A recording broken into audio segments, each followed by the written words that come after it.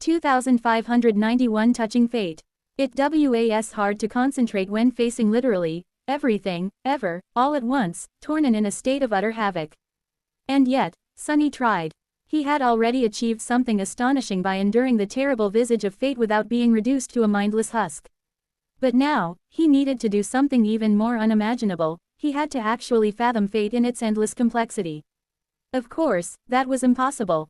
Even strengthened by Mind Weave, Sunny was not at all capable of doing something like that. No one was, really. Even Weaver, the demon of fate, could not grasp all of its strings, although they seemed to have gotten pretty close to it. Sunny had to do the opposite. Instead of trying to comprehend all of fate, he had to learn how to limit himself to only perceiving a small fraction of it. That, at least, was something he could potentially manage.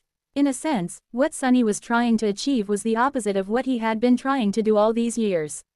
Ever since becoming a sleeper, Sunny had been teaching himself how to expand the scope of his mind, first to perceive the world from 2 points of view at the same time, then from 7, and finally from thousands of them. Ironically enough, now that he had finally achieved the latter thanks to Mind Weave, he had to narrow the scope of his mind instead. So, that was what Sunny endeavored to do. It wasn't easy, especially because he had to contend against the crushing pressure and the breathtaking torment of beholding the great tapestry of fate. In that state, simply forming cohesive thoughts was a challenge, let alone guiding them in a desired direction. However, Sunny was actually helped by the fact that he had just returned from the waking world. After enduring its suppression for an extended period of time, he felt at ease and liberated in the frightening expanse of the dream realm. The relief he felt equalized the pressure he was subjected to, somewhat, and the task of resisting the latter felt familiar. All this effort, just to bury my head in the sand like an ostrich. Whatever the hell an ostrich was. Slowly, gradually, Sunny felt himself growing blind to the vastness of fate. The daunting visage of the great tapestry was still there, all around him, but it was as if Sunny had developed tunnel vision.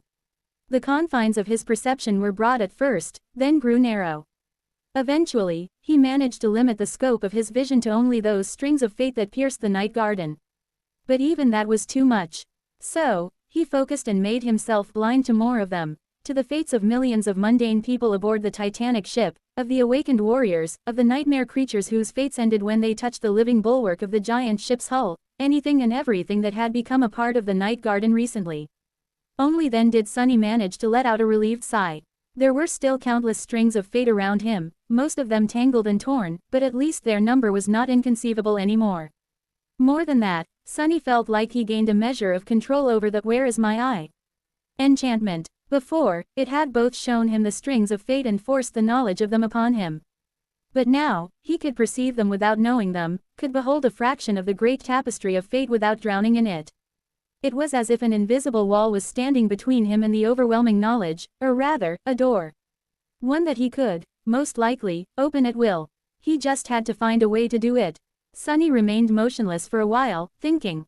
There were many strings of fate around him, piercing all of existence and stretching into infinity. Some of them were dim, while some seemed to shine like rays of brilliant starlight. He was searching for a particular glow, though.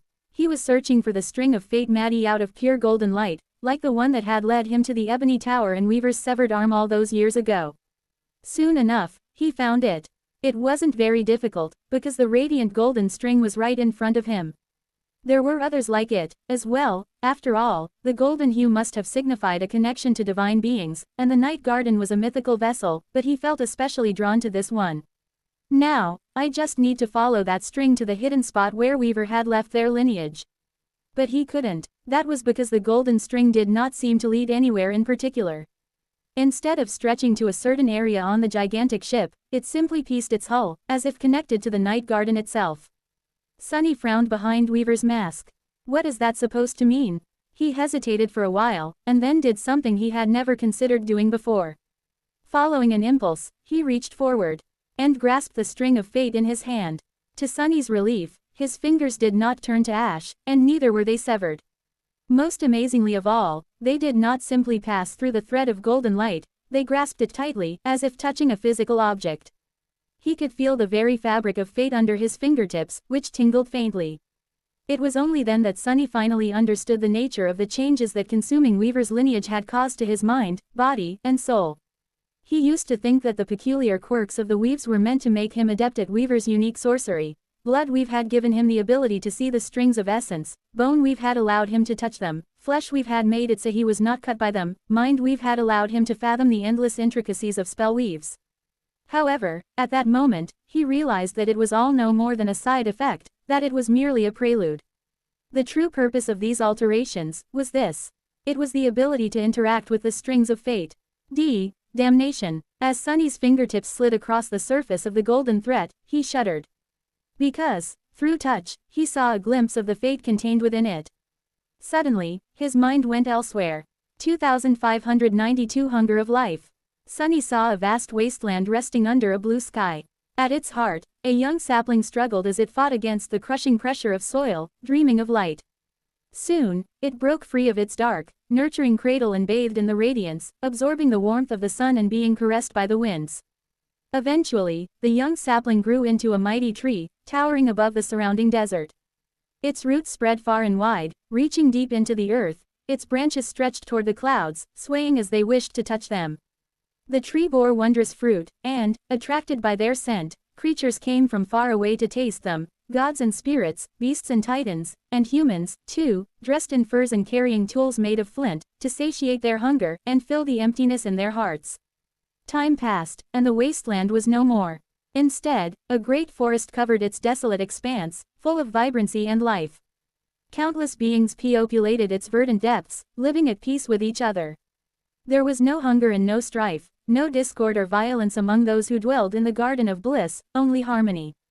The tree had grown tremendously tall. Its roots dug deep into the earth, reaching the soothing darkness of the shadow realm, its branches stretched high into the sky, basking in the light of heaven.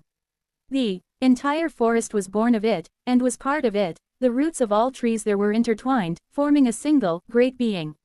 And all was fine. Until the cold winds came. Slowly, gradually, an eerie coldness encroached upon the forest from the west. First came the cold, then came the snow, and once the snow began falling, it never stopped. Soon, great mounds of it obscured everything in sight, the sky became hidden, and a relentless blizzard raged across the world, encasing everything in ice. The leaves of the verdant trees froze and shattered, their bark blackened and cracked, and golden fruits did not grow on their branches anymore. The dwellers of the forest endured for as long as they could, but eventually, pursued by the relentless cold and hunger, they fled their homes and burrows, hoping to find salvation from the cold in distant lands, abandoning the blissful garden. Eventually, the forest became frozen and empty. The great tree at its heart was still alive, encased in ice, but powerless to break it. All it could do was dream of light, of warmth, of being young and strong once more. That was when a beautiful demon appeared, her eyes as blue as the warm summer sky. The vicious cold was banished by her will. The icy carapace that encased the world melted. The long age of snow and hunger the eerie cold had caused came to an end, and soon, new saplings rose from the nurturing soil, brimming with green leaves, dreams of sunlight, and life. Having been given the gift of repose by the beautiful demon, the forest was restored and reborn. The great tree was rejuvenated. Since then, winter came every year, but it was followed by spring every year, as well. Life continued. That was the vision Sunny saw, but he saw a different vision at the same time, as well. At first, it was largely the same. But then, its essence subtly changed. The great forest still sprawled under the warm sky. Countless beings still dwelled in its verdant depths, and they still knew no hunger or strife, only peace. But there was no harmony in that peace. Instead, there was only stagnation and horror. The numerous trees grew uncontrollably, cannibalizing each other's roots and killing their siblings in a desperate competition for a spot under the sun. The ground was covered in myriad layers of dead branches, brown leaves, and fallen fruit, all of that endless mass rotting in the sweltering heat of the eternal forest. The beasts and the humans who knew neither hunger nor strife propagated endlessly, but their minds grew weaker and more feebly with each generation. With no need to fight for anything, they had no need to strive and develop, and as a result, both their minds and their bodies gradually degraded. Eventually, their numbers grew so vast that even the boundless resources of the great forest could not sustain them anymore. So, in their endless hunger, they turned to endlessly devouring each other, their blood and bones becoming inexhaustible fertilizer for the growing trees. Their lives and deaths nourishing the roots of the great tree and satisfying its own boundless, frightening, insatiable hunger. Fueled by it, the great tree continued to grow, and grow, and grow, grow endlessly and hunger endlessly, forever. Until a stunning demon appeared, her eyes as blue as the cold winter ice. A vicious cold was summoned by her will. It encroached upon the primordial forest from the west, followed by a raging blizzard. Once the snow began falling, it did not stop until the whole world was covered in it, suffocating the forest and encasing the great tree in a prison of ice. With no warmth to find anywhere and no fruit to gather, the forest dwellers fled its barren expanse and scattered across the realms. The Garden of Hunger stood empty, devoid of life. Only the great tree remained, covered in ice and suffering from hunger. The stunning demon then climbed its branches, and spoke to it. After a while, the snow melted, and the ice melted as well. New saplings sprouted from the ground, and verdant life returned to the rejuvenated land. The forest grew anew, but ever since then, winter would always come, putting an end to summer. And thus, the world would get a chance to rest from its hunger, from the boundless hunger of life to grow and expand. Sunny swayed, failing to digest the jumbled mess of images that had assaulted his mind. He let out a pained groan, raising one hand to grasp his aching head. Then, he moved his fingers further along the thread of golden light. When he did, a new vision revealed itself to him. The vision of the great tree suffering from a dreadful curse. 2593 Smallest branch. Sunny saw the vibrant forest once again, this time long after the demon of repose had created the cycle of seasons. The great tree, the avatar of Heart God, was different, as well. Instead of hungering for exponential growth, it stood like a pillar that supported both heaven and earth, immutable and stable in its towering glory. The branches of the tree were like a world in and of itself, with human cities built on their weathered surface. The people did not wear furs or use flint weapons anymore, having mastered much more sophisticated tools and developed an elaborate culture, which hinted that he was not seeing the dawn of times anymore. This had to be the age of heroes, the era of mortal champions fighting against the corrupted creatures for dominance over the world. That struggle was happening somewhere far away, though, in the mortal realms. The void could not exert its influence in the Heart realm, and therefore, there could be no corruption in the sacred forest. Which was why it was so startling to see the world tree falling sick. A virulent rot spread through its trunk and its branches, turning vast blotches of the weathered bark dark. The golden sap had turned into torrents of abhorrent black pus, flowing from the rotting valleys and raining down on the distant ground. The golden fruits were devoured by immense maggots, and human champions banded into armies to resist the horrors born of them. The eternal leaves withered and fell, carried away by the wind. No matter how fiercely the humans resisted, the vile rot continued to spread, slowly devouring more and more of the tree over the course of countless generations. The great tree itself tried to battle its sickness, as well, but the insidious disease continued to consume it from within, gradually spreading toward its roots.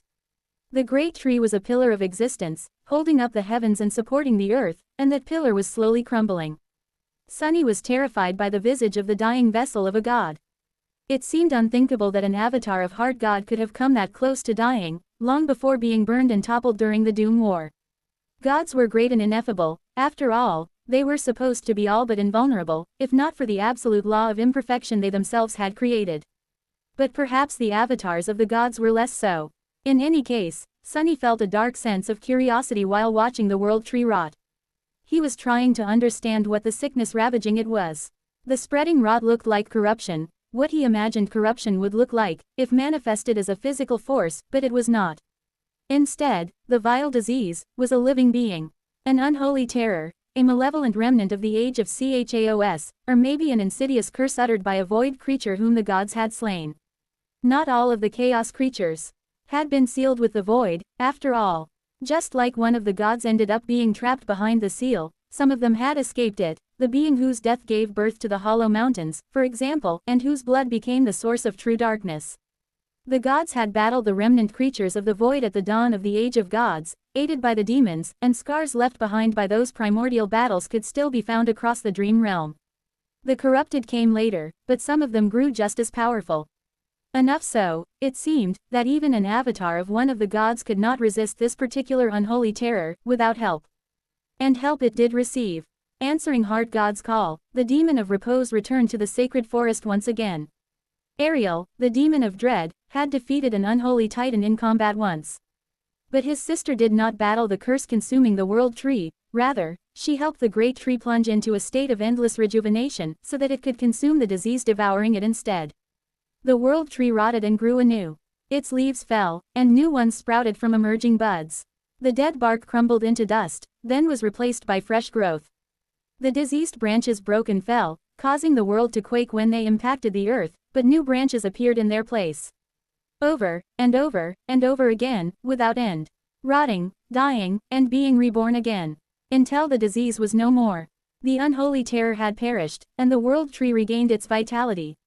The cities of humans who had made home in its branches, however, were decimated. Most of them were destroyed, and those that remained became overgrown by leaves and bark, with not a soul in sight. The arrival of the demon of repose was a boon for the great tree, but it was an indescribable disaster to those who had lived in the shade of its leaves.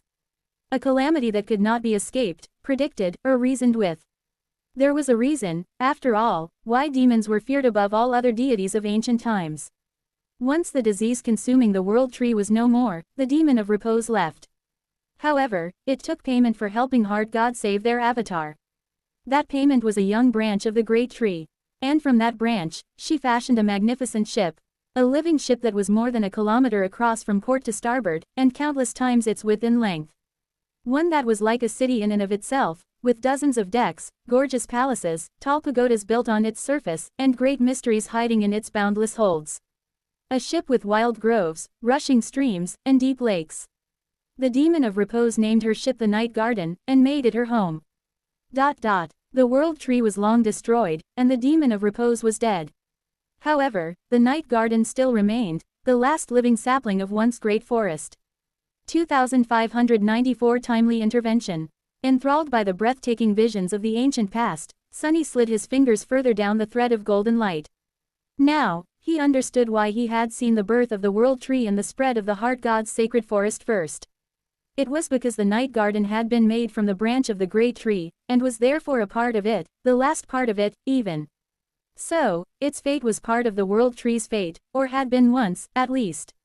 Marveling at that fact, Sunny opened himself to the truth of what events the Night Garden had experienced. It was difficult. Delving into the meaning of the string of fate was not like reading a book. A gargantuan torrent of information was pouring into Sunny's strained mind, and he could only absorb a few drops of that crushing flood here and there. He did not immediately see another detailed vision of the past like the first two. Instead, what he saw were glimpses of various scenes, all jumbled and mixed together. The Night Garden sailing on a misty sea, the Night Garden battling a storm so fierce that entire realms could have been washed away by it, the Night Garden moving across the great black void between the stars. And being moored on a titanic pier of a beautiful, awe-inspiring city built among the stars. That last glimpse seemed especially significant, somehow. Even consumed by the strain of staring at fate, Sunny could not help but feel a hint of bewildered amusement. Is Night Garden a spaceship, then? He spent a split second, which felt like an eternity, considering that fact. And then, wham! Sunny fell from the chair and slammed his head against the floor. Pulled away from his bewitched state, he belatedly retracted his hand and deactivated "Where is my eye?" The world felt strange. The world felt too small, claustrophobic, and two-dimensional. Time was most bizarre, somehow separated into three distinct states. The past, the present, and the future. The inexplicable division seemed nonsensical. Ouch! Laying on the floor, Sunny sensed the shadow of Jet move above him. He realized that she had struck him, overturning his chair and throwing him to the floor. "Why did you hit me?" Jet let out a bewildered laugh. "Gods, have you seen yourself?" Sunny did not, in fact, see himself. What? Actually, he could not see anything at all. Jet fell heavily on her sofa. "For your information, there was smoke rising from beneath your mask. And the smell." She made a retching sound. "Well, I guess that's one more accomplishment under my belt." Making a dead woman retch was no easy feat. Belatedly, Sunny realized that he was drenched in sweat and could smell burned flesh. Dismissing Weaver's mask, he raised an arm, touched his face tentatively, and winced. His mind was still reeling from beholding the great tapestry of fate, so he felt dazed. That was a misleading word to describe his peculiar state, but he could not find a better one. Sunny was so dazed, in fact, that he did not even register the physical pain he was experiencing. But the area around his eyes was definitely burned. His eyes were burned, as well. Luckily, they were still there, just scorched and unable to see anything. It seems that I've gone blind. He sighed. How bothersome. With that, Sunny rose, brushed his clothes with a shaking hand, picked up his chair, and sat back down. Being blind was indeed a hassle, but he could function just fine with just shadow sense. More than that, his eyes had only received mild damage. It was only mild thanks to a timely whack from Jet, and with his regenerative abilities he would be fine in a few days. Things could have been worse if he kept "Where is my eye?" active for a bit longer, though. Wow, you look frightening. Jet shook her head. Sunny tilted his own a little, which almost caused him to lose balance and fall back to the floor. Frightening, she nodded. It's like you have embers in your eyes. You are mostly black, with glowing orange cracks. What the hell did you do? Sunny remained silent for a while, then spoke in a subdued tone. Well, I guess it was a divination, of sorts. In fact, being able to touch the strings of fate and catch glimpses of their meaning was eerily similar to Cassie's dormant ability. Sunny was willing to bet that if the great tapestry of fate was still intact, he would have been able to receive visions of the future, as well. Huh, does that make me an oracle, too? He shivered. A vague extreme shape of divination. I was trying to determine where the thing I am looking for is. Jet seemed to have raised an eyebrow. Sunny was not sure, since he could only feel the motions of her shadow, and shadow, sadly, did not have eyebrows. And did you? Sunny scratched the back of his head. Sort of. I saw a thread, but that thread did not lead me to any particular area of the ship. Instead, it just sort of disappeared into the ship, and if pointing to it as a whole, or perhaps inside of it. Jet hesitated for a while.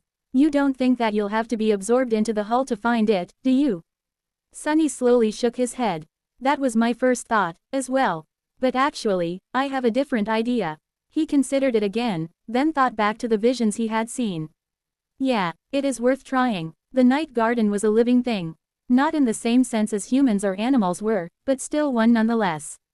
It had been made from a branch of the world tree and enchanted by the demon of repose to endlessly rejuvenate and restore itself. It was alive, but neither conscious nor sentient. But if it was indeed alive, then did it dream of anything?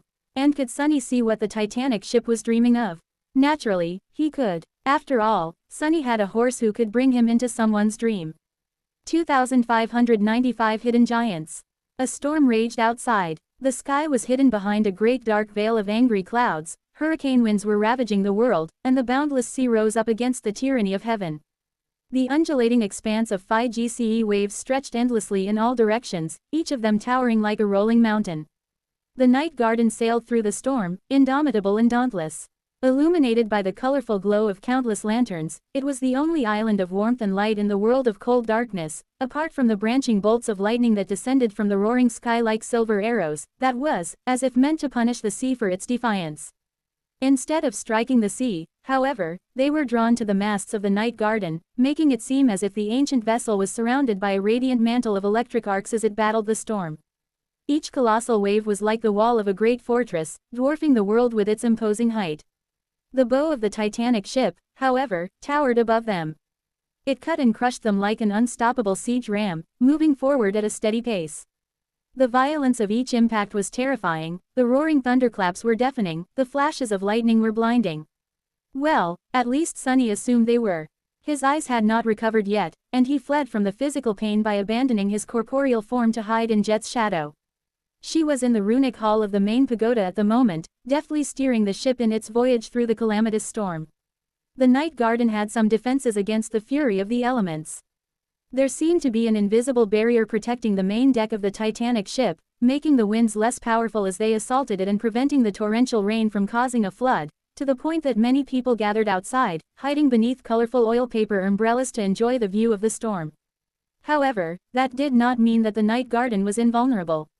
It could still be damaged, or even capsized, unless controlled by a steady hand.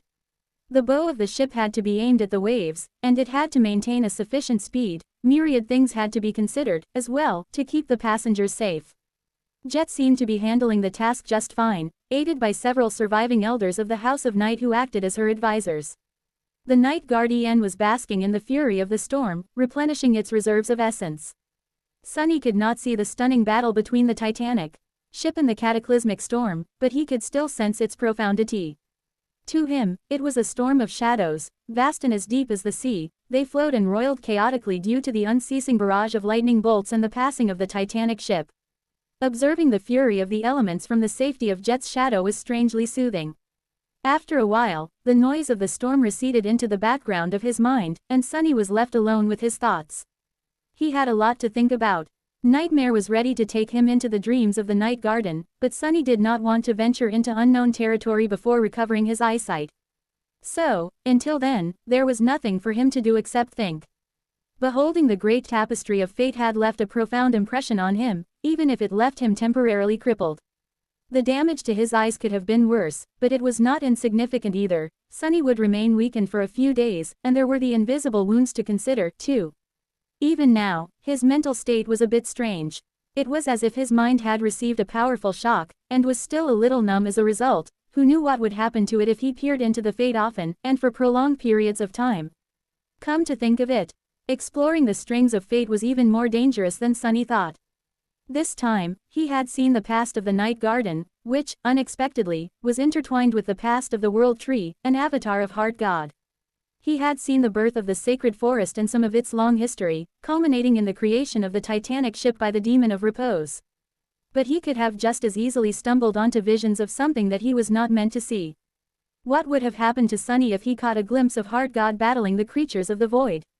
What if he heard their profane names spoken aloud and was exposed to the forbidden knowledge of the void? Hidden in the shadows, Sunny trembled. The strings of fate stretched far into the past, to the very dawn of time, and even beyond it, to the age of chaos. That bygone era was a terrifying place, though. It was a time when man-eating giants struggled in the darkness, and that darkness was the only mercy offered to mortal men. If it was stripped and they beheld the hidden faces of the giants, the terror of the truth would drive them mad and haunt them till the end of days. So, Sunny could not peer into the past recklessly. Goodness, I really am an oracle now. He let out a mental chuckle. Still, it was a gift he could not refuse. The future was destroyed, but the ability to learn the secrets of the past alone was too important a boon. After all, knowledge was the origin of power, and even if there was a price to be paid for acquiring it, Sunny was ready to pay it. Because eventually, he was bound to delve into the darkness and face the man-eating giants personally. The ability to interact with the strings of fate had to become one of the tools in his arsenal. He just had to treat them with utmost caution, never reaching out to touch them recklessly. The strings of fate. Sunny remembered the sensation of the golden thread under his fingertips. Back then, he had only slid his fingers along its length. But could he do something else, too? 2596 Weight of Fate. Although it seemed too mystical to be true, Sunny knew that the answer to that question was a resounding yes. After all, Sun God had twisted the fates of the Chain Lords in on themselves to make Noctis, Sylvain, Sevirax, and the rest immortal. Weaver, meanwhile, had woven the strings of fate to create the nightmare spell. So, Sunny, the inheritor of Weaver's lineage, could weave the strings of fate, as well. In theory. In practice, he had sensed something when touching the thread of golden light. It had felt like a physical object in his grasp, but it had also felt absolutely immovable. Not inherently so, but simply because it weighed as much as the world itself did.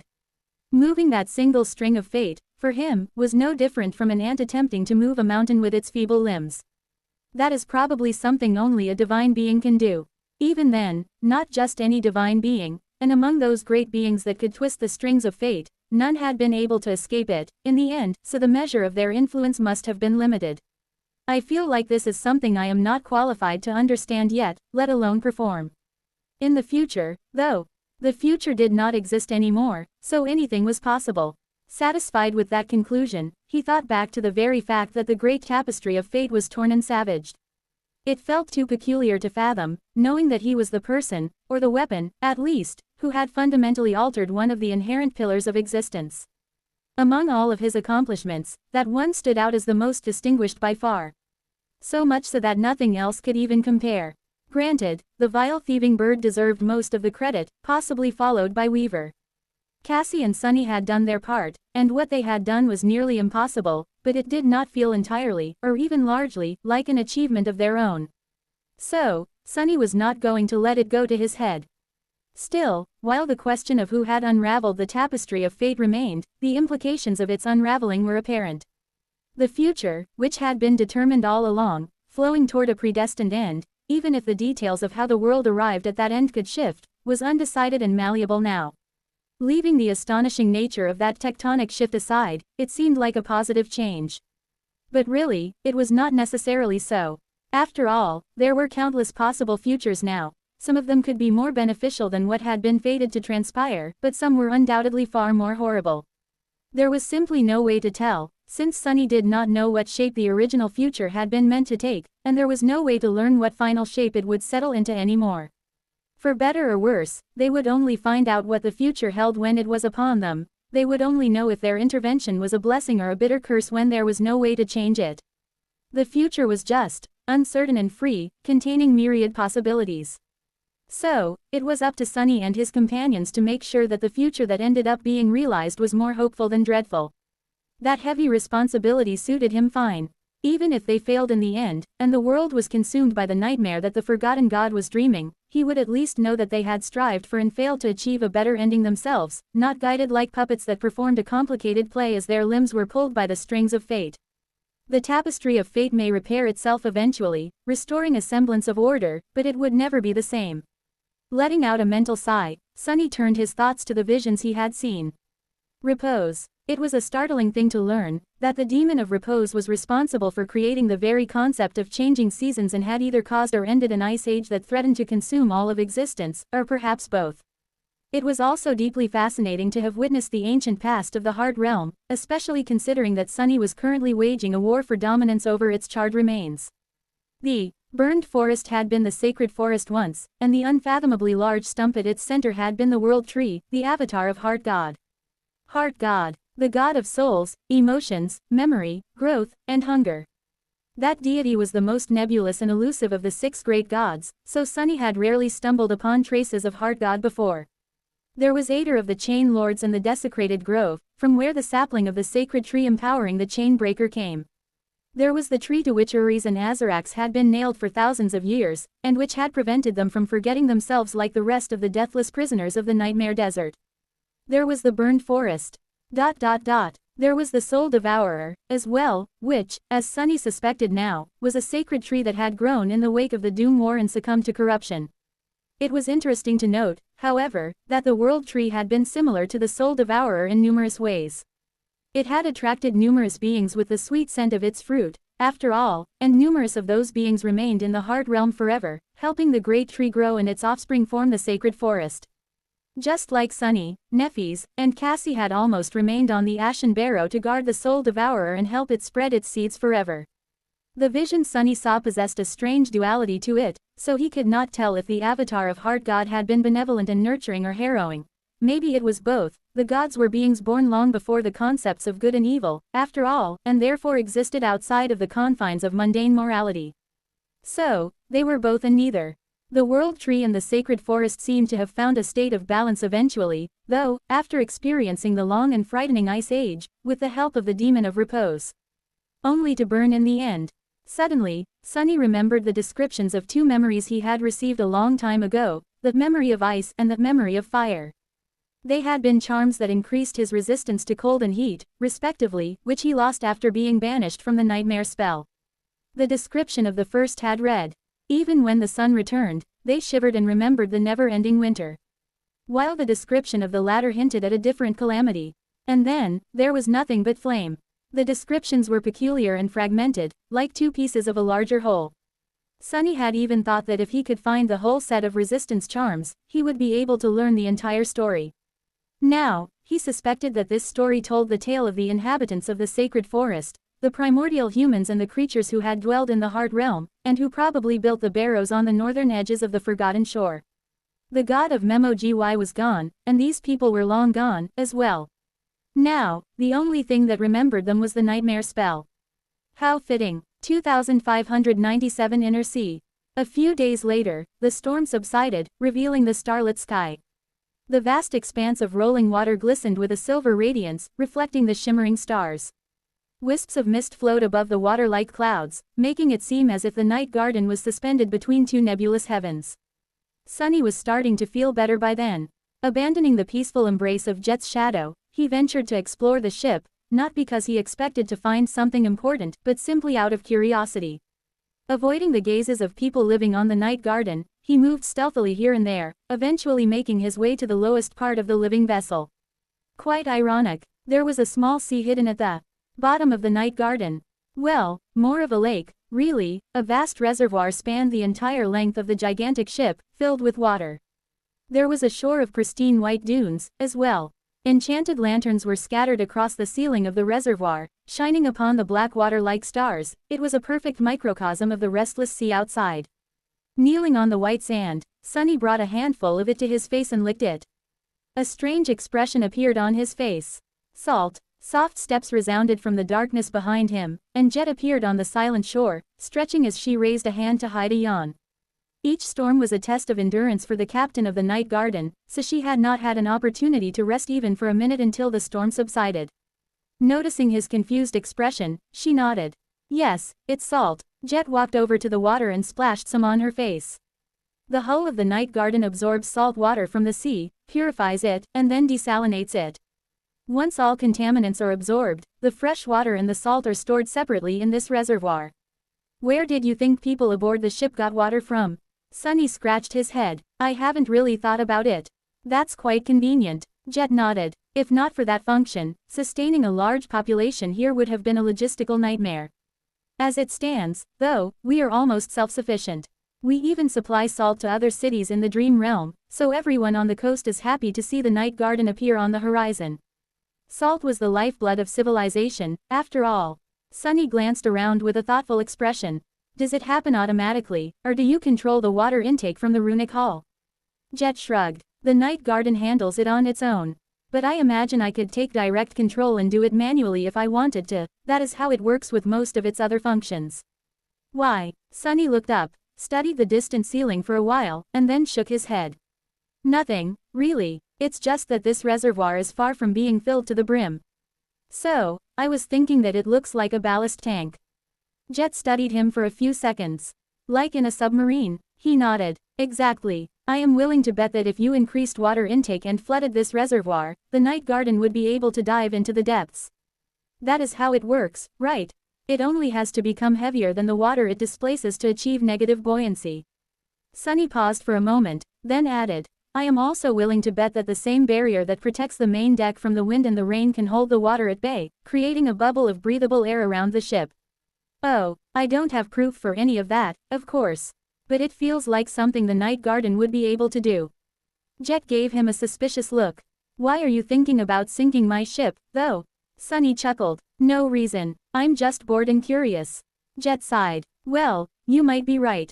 Honestly, I feel like we haven't discovered everything that the night garden can do yet, by far, or at least what it could do. It might not look like it from the outside, but this ship is actually heavily damaged and in a state of disrepair. It has been from the very day the Nightwalker conquered it, after thousands of years of neglect. And none of us is powerful enough or knows enough to fix it. She glanced at the vast expanse of dark water. The rest can't tell, but as its captain, I feel it every time I step into the runic circle. How tired and worn down countless of its parts are. Jet lingered for a moment, then smiled. In any case, I am not planning to send the night garden into the depths. I spent several months as a sea nomad in my third nightmare, you know. Living on the back of an aquatic monster, with no land anywhere in sight. In my experience, all things that come from the depths tend to try to eat you, so thanks, but no thanks. Sunny gave her a funny look. Hey, I think we have the same experience. Actually, I hate water. The only thing worse than water is deep water, I'd say. Jet raised an eyebrow. Then what are you doing in the middle of the Stormsia? Sunny smiled. Well, it's because my greed tramples my fear. Every damn time. Turning away from the dark expanse of fresh water, Sunny looked at Jet. His vision had improved enough to actually discern her features, which was a good sign. So, he figured that there was no sense in postponing what he wanted to do anymore. Anyway, I am going to explore what the night garden is dreaming about.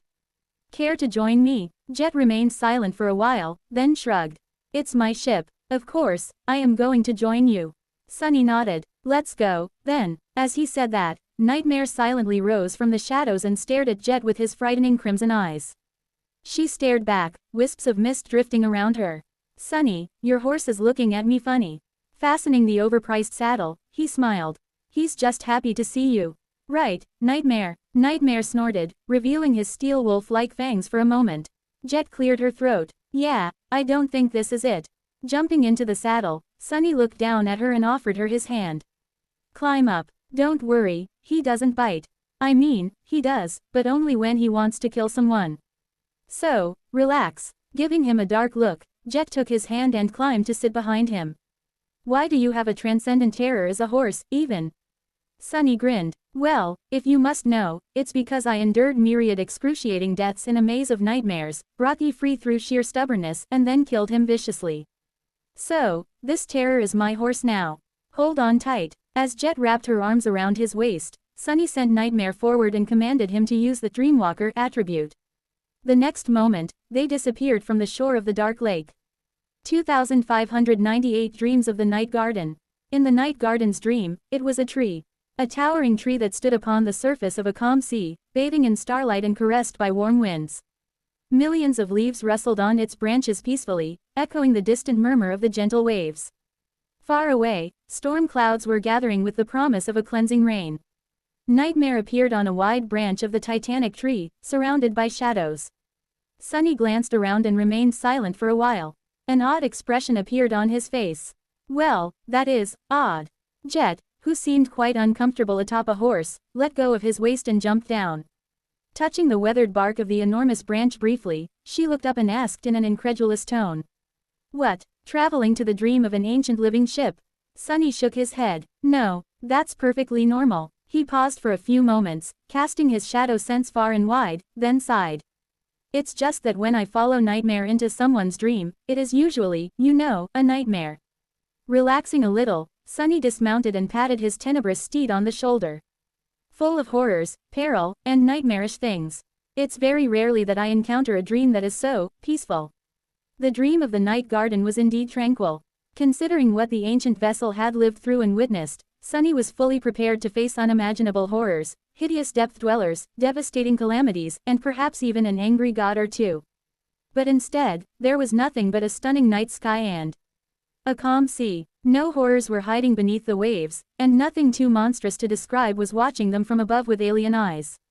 He hesitated for a little while, studying the towering tree they were standing upon. It was far taller than the Soul Devourer had been in its last moments, but nowhere near as colossal as the World Tree. If he had to compare it to anything, it would be the giant tree growing at the center of Ariel's game. Still, it was interesting to see that the night garden saw itself as a tree, at least in its dreams. A thriving tree, at that. There were some parts of it that seemed diseased, with gray bark and rotting branches. But largely, the night garden seemed to be full of vibrancy and life. The branches were brimming with young buds, ready to sprout new leaves and flowers. Here and there, succulent fruits could be seen, bathing in the starlight. Jet glanced around as well, her gaze eventually landing on the largest and most delicious-looking fruit, which hung not too far away from them. It had a bluish sheen to it, emanating a cold air and surrounded by ethereal wisps of smoke. Her expression changed subtly. Sunny hesitated for a few moments. You are not planning on eating it, are you? These are not real fruit. They are simply a dream, so, they won't satiate you. As much as Sunny wanted to believe that eating a mystical dream fruit would grant him some kind of power, he knew that it was wishful thinking. This was a mundane dream after all, even if a mystical being was dreaming it, not a nightmare created by the spell. So even if he had received the soul weave by eating a fruit in a nightmare, eating one in this dream would not benefit him in any way. And since the night garden was dreaming peacefully, there was nothing here for Nightmare, the shadow, to battle and subjugate here, either. There seemed to be nothing for him to earn in the dream of the night garden. Jet remained silent for a while, then slowly shook her head. No, it's just that. She hesitated for a bit, then pointed to the stunning fruit. I think that's me. Sunny blinked a couple of times. Pardon. Jet nodded. Yes, I think that this fruit is meant to represent me. Sunny's expression only grew more incredulous. Is she comparing herself to a beautiful, succulent fruit? What is happening? Asterisk. Jet scoffed. I don't know what you are thinking about, but please stop. Instead, think about what the night garden sees itself as. She raised her hand, gesturing to the branches of the great tree that surrounded them. For us, it is a mysterious vessel that shelters us, and which we control. But as far as the night garden seems to be concerned, it is a tree. What does that make us, its passengers, then? She smiled faintly. I believe it thinks about us as parts of itself, which it must protect and nurture. Well, I suppose the night garden can't actually think. So, saying that it feels that way about us would probably be more correct. Jet pointed to the rustling leaves. Each leaf represents a person living on the night garden. While some of us, those who are of higher ranks, are represented by the flowers and the fruit. Sunny glanced around, bewilderment apparent on his face, then looked at the biggest, most beautiful, and most delicious-looking fruit. So, what you're saying is that the night garden likes you the most? Jet coughed, then offered him a nonchalant shrug. Naturally, because I'm the captain, or perhaps it was simply because the night garden had a soft spot for her. Sunny would not be surprised if it did. Soul Reaper was quite a likable person, after all. He could attest to that fact himself. He remained silent for a while, contemplating. If Jet was correct and the Titanic ship considered its passengers as leaves, flowers, and fruit that grew on its branches and had to be nurtured, then it must have been terribly lonely for all these years, including the short span of years when only the members of the House of Night populated its spacious decks and cavernous holds. Not to mention the time when the only being aboard it was Mordred. The dreams of the night garden must have been far more wistful back then. It's nice that the ship is content now, I guess. Asterisk. In any case, that information was of no help to him, as far as searching for the traces left behind by Weaver was concerned. Unless, of course, suddenly feeling paranoid, Sunny gulped. Hey, Jet, you don't think that we'll find a giant, rotten fruit infested by repulsive maggots somewhere in here, and that would be how we learn that some dreadful, detestable horror has been hiding aboard the night garden the whole time? Jet gave him a long look. Then, she turned away with a deadpan expression. You know, Sunny, you should really learn to keep some thoughts to yourself. I don't know if we'll find such a fruit, but if we do. She smiled darkly. I will definitely be blaming you. 2599 The flaw in our stars. For better or for worse, they did not find such a harrowing fruit on the branches of the night garden. It was fortunate, of course, that there were no terrible abominations hiding aboard the ancient ship, but Sunny found himself facing a dilemma. The problem was that they did not find anything of note at all while exploring the wondrous dream. It was just quiet and tranquil. The rustling of leaves, the distant murmur of the waves, the gentle wind, and the falling rays of silver starlight, that was all there was to the dream of the night garden, which slumbered peacefully as its great mass sailed the tumultuous waters of the Stormsia. Perhaps it was only to be expected, considering that the being dreaming that dream was not exactly sentient, let alone sapient. At least someone is dreaming peacefully, Sunny sighed. The tree was immense, but it was not vast enough for a sovereign and a saint to miss something important. Standing on one of the lower branches, Sunny glanced at the calm surface of the distant sea below. The roots of the night garden must have extended far down. Was he going to have to dive into the depths, after all? As Sunny was considering his options with a sullen face, the leaves rustled, and Jet landed softly on the weathered bark beside him. As she did, he observed something curious. The leaves, as well as the smaller branches of the night garden, seemed to bend slightly toward her, as if drawn to her tantalizing figure. If that was not the night garden playing favorites and giving its captain special treatment, then Sunny did not know what was. He might have been sulking a little because there did not seem to be a fruit anywhere here representing him. Sunny knew for a fact that he was quite delicious. Why else would countless creatures have tried to eat him? What a silly ship. Jet straightened and gave him a neutral look. Well, did you find anything? Sunny coughed, embarrassed by his thoughts, and slowly shook his head. Not really. I am starting to doubt my initial assumption. What about you? Have you discovered something? They had split up after the initial sweep. Sunny went to explore the lower branches of the night garden, while Jet climbed to the top. Nightmare followed her in the shadows, just in case something did happen and she needed help. But nothing had happened, in the end. Jet hesitated for a few moments. I am not sure. Maybe. Sunny raised an eyebrow. How do you mean? She considered something, then gestured up. Follow me. It will be easier to show you. He did with a shrug. Together, they climbed the great tree. Of course, the night garden was too tall, standing higher than the most towering mountain on earth, to be scaled like an ordinary tree, or even an ordinary mountain. But Sunny and Jet were not ordinary people, either. They leapt from one branch to another, covering hundreds of meters of vertical distance with each leap and only pausing for a brief moment before taking the next one. The great branches streaked past them, and the leaves rustled from their passing, disturbed by the turbulent currents of wind. Although not the most practical, this way of ascending the immense height of the night garden was the simplest. Well, and it was also a bit exhilarating. Look at me, having fun in a giant ship's dream. Sunny smiled slightly, thinking that he understood why Nightmare enjoyed galloping at terrible speed so much. Some time later, they finally reached the top of the huge tree. Its vast trunk was thinner there, and the canopy was not as thick, revealing the clear picture of the gorgeous night sky. Sunny suddenly felt wary, looking around with a tense expression. He almost expected to see an enormous nest, and find a murderous egg laying on the bed of spiderwebs inside, but luckily, the vile thieving bird did not seem to have visited the dreams of the night garden in the past. Sunny lingered for a few moments. What exactly am I looking at? Jet pointed up once again. The sky. He frowned, then followed her finger to the dark vista of the night sky. There was no light pollution in the dream of the night garden to make stars seem feeble and pale, and since Sunny and Jet were quite high, they looked huge. The breathtaking tapestry of silver stars stretched above the great tree, countless of them connected by long trails of cosmic fog. Altogether, the stars and the shimmering nebulae looked like a painting drawn by the hand of a genius artist, their vast expanse suffused with darkness, light, and mystery in equal measure. Sunny's eyes glistened. Wait, Jet shrugged. They don't look like any of the stars I have seen. And, how should I put it, there's something peculiar about them. It is as if there is a pattern hidden in the constellations, although if there is, I don't know what kind. Sunny lingered for a while, the stars reflecting in his onyx eyes, and then smiled faintly. That's all right, I know what the pattern is. She looked at him in surprise. You do? Sunny nodded. Yes, it's a weave. Indeed, there was an image of a mysterious spell weave hidden in the stars of the night garden's dream. No one except for Sunny would have discerned the subtle order in the seemingly chaotic scattering of constellations and the trails of radiant fog blooming around them, and even then, it would have taken him a great amount of time to decipher the pattern without Mind Weave. But Sunny was quite an accomplished weaver by now, and he did possess Mind Weave. So, he recognized the anchors of the celestial spell weave almost immediately. After that, tracing all its twists and turns was not that hard.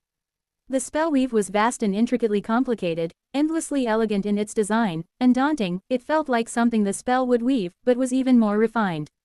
Despite its complexity and scale, however, it was simple, easily within the boundaries of what Sunny could replicate. Jet raised an eyebrow. A weave. Reluctantly looking away from the radiant pattern hidden in the depths of the dark sky, Sunny remained silent for a moment and then nodded. Rather, it is an image of a weave. Spellweaves are what make the memories and the echoes work. They are a form of long-lost sorcery that a select few practiced once, in the ancient past.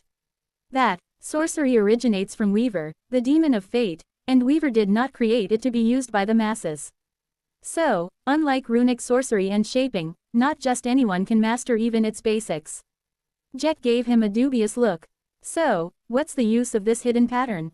Sunny smiled. Well, as it happens, it's quite useful. Because I just happen to be the only weaver in existence. And I haven't just mastered the basics, as far as weaver's sorcery goes, I am quite the master. Looking at the starlit sky once again, he said in a subdued tone. What I am trying to say is that I can use this pattern as a blueprint to create some kind of spell. There was the question of whether he should, of course. Blindly giving shape to a mysterious spell hidden in the dreams of a living ship was not exactly a wise course of action, it smelled of recklessness, rather. But who was he kidding? Sunny had come to the night garden to find a clue leading to a fragment of Weaver's lineage, and now, he found the blueprint of a spell weave conveniently hidden on the ship's dreams. One had to be a fool not to realize that this spell had been left here by Weaver to give his future heir a sign. Jet frowned. And what will that spell do? Sunny looked at her and grinned. There is only one way to find out, is there? In the end, it took Sunny a few days to complete the mysterious spell weave.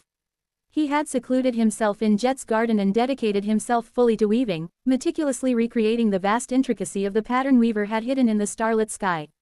He used strings of shadow essence to shape the strings, and the soul shards of sea monsters Jet and Nightmare hunted for him to form the anchors of the complicated pattern. Since the weave needed a vessel to exist, at least as far as Sunny was concerned, he used a long branch from one of the sacred trees Jet had transplanted into her garden, which he fashioned into a staff. All of them were children of the tree growing on the chain breaker and quite young, but their wood was resilient and possessed mystical qualities needed to contain a powerful enchantment. When the weave was complete, Sunny and Jet looked at the simple wooden staff he was holding with complicated expressions. "This thing is not going to blow up my ship, is it?" Sunny hesitated for a moment. "What? No, of course not." As Jet let out a relieved sigh, he added, "At best, it will blow up a small part of your ship." Jet's icy blue eyes widened, but before she could say anything, Sunny poured his essence into the staff and activated its enchantment. In the next moment, the night garden did not explode. Countless stars in the night sky exploded instead. Oops. 2,600 star map. Dozens of constellations shimmering on the vast velvet expanse of the night sky exploded. Some stars were extinguished, while some bloomed with shining auroras, as if experiencing a glorious moment of radiant brilliance as they collapsed in a splendid display of self-destruction. Or at least they seemed to be. Wait, that does not make any sense. The enchantment Sunny had activated was consuming a vast amount of his essence, but still, he was not powerful enough to extinguish countless stars. Even if he was, nothing would have changed in the night sky. The stars scattered across its dark expanse were unfathomably far away, after all. Their light took years to travel across the vast emptiness of space, at least that was how things worked in the waking world. Of course, it was theoretically possible that the spell left behind by Weaver had reached through time and destroyed these stars at various points in the distant past, so that the spectacle of their passing became visible all at once just now. But that seemed like too much effort, even for the treacherous demon of fate. Especially since there seemed to be no obvious result, beneficial or otherwise, to the strange change in the night sky. It was pretty to look at, but beyond that, nothing seemed to be happening. "Sunny, what the hell did you do?" He lingered for a few moments, studying the strange pattern of the vanished and blazing stars, then cleared his throat. "I am not entirely sure. I just activated the enchantment." Far below, on the decks of the night garden, people were gathering and gesturing at the sky, surprised by the beautiful sight. They seemed to be enjoying the unexpected spectacle quite a bit. Sunny looked at the wooden staff in his hand, feeling it consume his essence continuously. He would not have been able to sustain this mysterious enchantment for a long time as a saint, but now that he was a supreme, it was of no consequence. More essence poured into his soul, replenishing his reserves almost instantly. The enchantment does not seem to be perilous. At the same time, I have no idea what its purpose is. How mysterious. Jet sighed, then looked at the shimmering night sky with a thoughtful expression. She contemplated its dark depths for a while, then said in a hesitant tone. "Well, whatever its purpose is, it must be connected to the Stormsia." Sunny raised an eyebrow. "In what way?" Jet looked at him with a neutral expression. "You don't know much about where we are, do you?"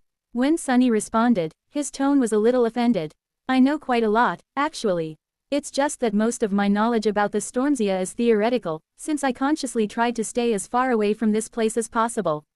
Nothing good ever happens when I am near large bodies of water, and since this one is the largest and most terrifying of them all, you can imagine my reluctance to get entangled with it." He gave her an indignant stare and thought back to what he knew about the Stormsia. After a short pause, Sunny added, "Do you mean that it has to do with navigation?" Jet nodded. "Yes, the Stormsia is not like any other place in the dream realm. It's quite treacherous, as far as navigating its waters goes, and I don't mean because of the terrible abominations, the harrowing storms, and the thick mist that tends to obscure everything for days, or even weeks on end." She sighed. "Rather, space itself behaves strangely in the Stormsia. Nothing ever stays in the same place for long here, and things tend to shift around in relation to each other. You might sail in a straight line for a week, and end up in the same spot you began from. That is the best-case scenario. You might also plot a course to a safe harbor, but end up in previously unexplored waters that teem with all kinds of ghastly nightmare creatures and unimaginable horrors. That happens far more frequently." Jet looked at the starlit sky. "That is why Nightwalkers are so important." Sunny knew that the Nightwalkers, a title given to certain members of the House of Night in honor of its founder, were able to guide ships through the mists of the Stormsia. In fact, they did the same for mundane ships in the Indian Ocean and were generally good at finding their way around. That was not surprising, considering that they had inherited the lineage of Storm God, who was also known as the goddess of the black skies, the goddess of depths, oceans, darkness, stars, travel, and guidance. And disaster. In any case, He knew that the ability to navigate the sea by stars was one of the inherent abilities of many members of the House of Night. The skies above the Stormsia were not mundane, either, they were as mystical and treacherous as the misty waters below, so not just anyone could observe them to plot a reliable course. And since the mysterious enchantment Weaver had left behind seemed to have changed the geography of the night sky. Do you think that this staff shows a path to somewhere? That was the most reasonable conclusion he could make. Weaver had left an image of a strange spellweave in the skies that the night garden dreamed about. Once realized, this spellweave altered the real sky, making it seem as if some stars had been extinguished, while some burned brighter. The stars were the only way to navigate the Stormsia, and therefore, the beautiful spectacle above them could be a map, of sorts. Sunny had no idea where that map led to, but he was pretty sure that the fragment of Weaver's lineage he was searching for would be there, in that mysterious place. Jet lingered for a while, then shrugged. Actually, I can navigate the Stormsia as well, somewhat. That is one of the privileges granted to the captain of the Night Garden. But I am not very experienced in reading the stars yet, so, I can't really tell if this enchantment shows a path to somewhere. She looked at him, then smiled slightly. However, I know a few people who can.